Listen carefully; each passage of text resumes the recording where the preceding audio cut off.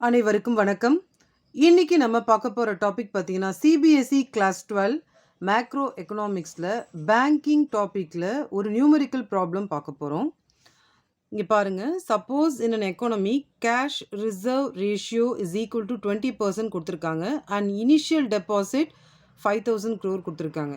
Calculate the credit creation by the banks அப்படின்னு கொடுத்துருக்காங்க. So முதல்ல வந்து ப்ராப்ளமில் என்ன கொடுத்துருக்குறாங்களோ அதை நம்ம எழுதிக்கலாம். ஸோ கிவன் அப்படின்னு எழுதிக்கங்க. ஃபஸ்ட்டு என்ன கொடுத்துருக்காங்கன்னு பாருங்கள். Cash reserve ratio.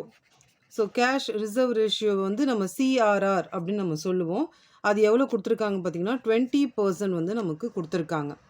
நெக்ஸ்ட்டு வந்து பார்த்தீங்கன்னா initial deposit. So initial deposits rupees 5,000 crore அப்படின்னு கொடுத்துருக்காங்க. ஸோ இதுக்கு என்ன ஃபார்முலா நம்ம யூஸ் பண்ணணும் அப்படின்னு பார்த்தீங்கன்னா, ஃபார்முலா கிரெடிட் கிரியேஷன். ஸோ ப்ராப்ளம்லேயே என்ன கேட்டிருந்தாங்கன்னா calculate the credit creation by the பேங்க்ஸ்ன்னு கேட்டிருந்தாங்க. Credit creation is equal to 1/CRR into initial deposits. So இப்போது அந்த வேல்யூ எடுத்து இதில் நம்ம அப்ளை பண்ண போகிறோம். ஸோ 1/CRRோட வேல்யூ வந்து 20% இன்ட்டு இனிஷியல் டெபாசிட் வந்து பார்த்திங்கன்னா 5,000 crore. ஸோ 20% கொடுத்துருக்கிறதால நம்ம இப்படியே இங்கே ஸ்ட்ரைக் அவுட் பண்ணக்கூடாது.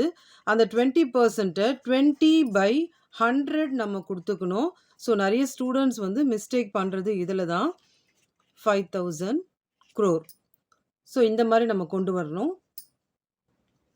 ஸோ இப்போ என்ன பண்ணணும் அப்படின்னு பார்த்தீங்கன்னா, இந்த 20/100 இருக்குது இல்லைங்களா, இந்த 100 வந்து மேலே வந்து போயிடும்.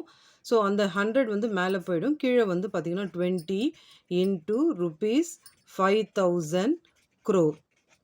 இப்போ நம்ம இதில் ஒரு டிஜிட் வந்து நம்ம 0 வந்து கேன்சல் பண்ணிடலாம். அப்போது 10/2 இன்ட்டு ₹5,000 crore. ஸோ அடுத்த ஸ்டெப் பார்த்தீங்கன்னா, இது வந்து பார்த்தீங்கன்னா 10 2ஆல் டிவைட் பண்ணும்போது 5 வரும். 5 இன்ட்டு ₹5,000 crore. இப்போது இதையும் நம்ம என்ன பண்ணலாம், மல்டிப்ளை பண்ணலாம்.